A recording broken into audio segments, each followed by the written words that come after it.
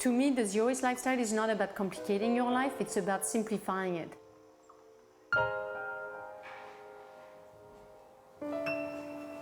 I think people have a tendency to picture me as a stay-at-home mom that spends her day doing zero waste.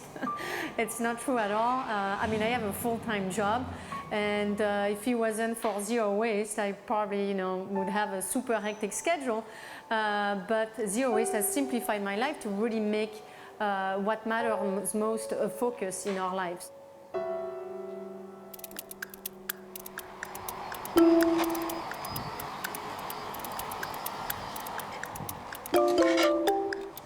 My husband quit his job to start a sustainability consulting company, and I tackled the home.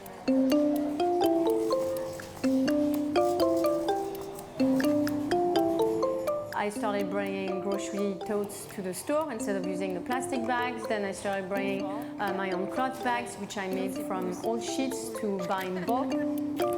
Thank you. How much would you like it? If you could fill it, that'd be great. And then I thought, well, I can probably push it further and bring jars to the counters to eliminate the cheese, meat, fish wrappers. Yeah. Thank you so much.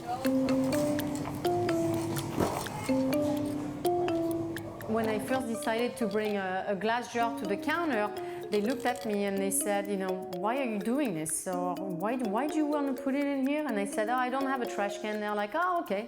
Then they put it in. I found that it was the easiest way, instead of going into long speech about what I do and why I do it. Oh, that sounds great, actually. I found also that this way of shopping is a more human way of shopping, because it forces you in a way to have a contact with the person behind the counter. Did you have a nice weekend?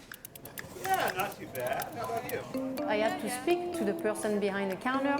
It's we know each other, we have a conversation. We rode our bikes from San Francisco to LA.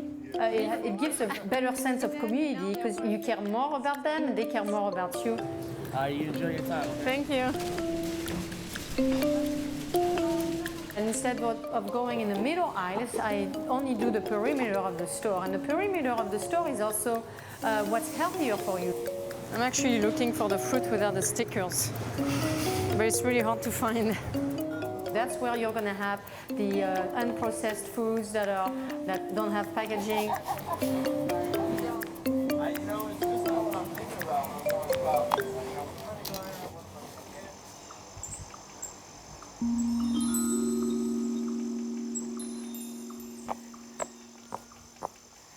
I used to buy lots of different products because I was listening to marketers that told me that for each application we need a different product. To clean the floor we need a product, to clean the mirrors we need a different product, to clean the bathrooms a different product, the kitchen a different product. And in the end I had a cupboard full of cleaning products which actually were even toxic for me. Once I started this lifestyle, I really questioned my need for all these products, and eventually I found that I didn't need any of them.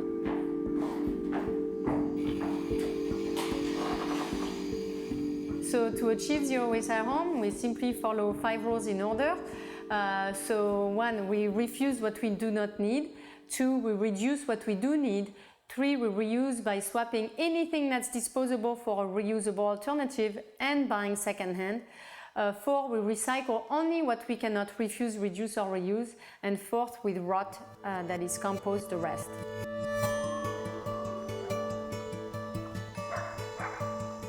So these are all the things we need as far as hygiene and cosmetics.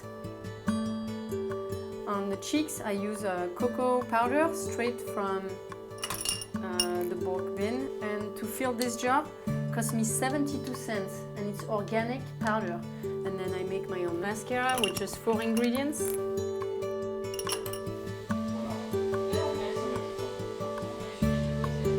I think it was back in 2010 that I watched my husband take the trash can down to the curb with almost nothing in it.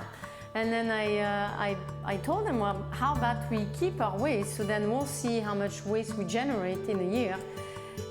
So we started throwing it in a glass jar, and so today we found that we only generate a quart size of waste per year. So this is the waste that my family of 4 collected in 2014. There's a passport cover also in there. fruit stickers, old caulking that we had to remove from behind the sink.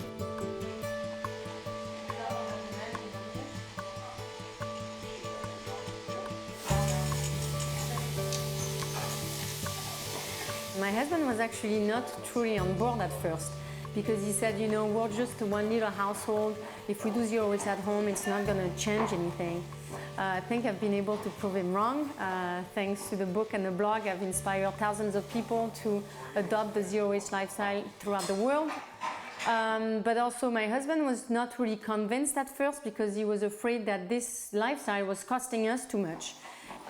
So I urged them to compare our bank statements between our pre-zero waste lifestyle with the zero waste lifestyle, and that's where he found that we were saving 40% on our overall spending. This is due to the fact that we consume way less than we did before.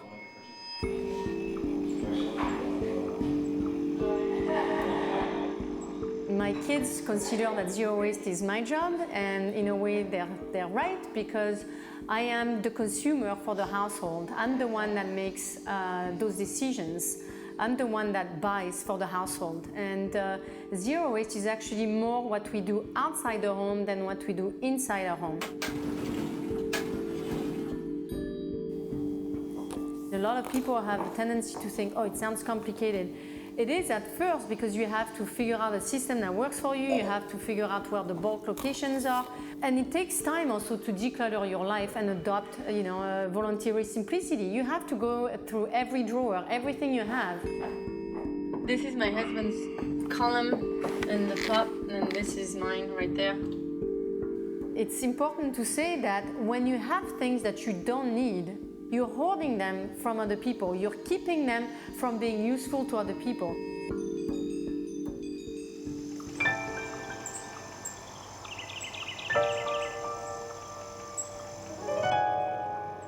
When I started my blog, I would have never, in a million years, could have imagined launching a movement that would be adopted throughout the world.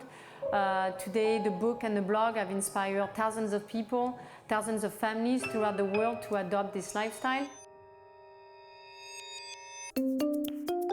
Some entrepreneurs have taken it further through their jobs. They've opened zero waste stores. Every day, it seems like I get an email from some entrepreneur somewhere in the world telling me that they've been inspired to open a zero waste store, and I think it's just amazing and it's fantastic.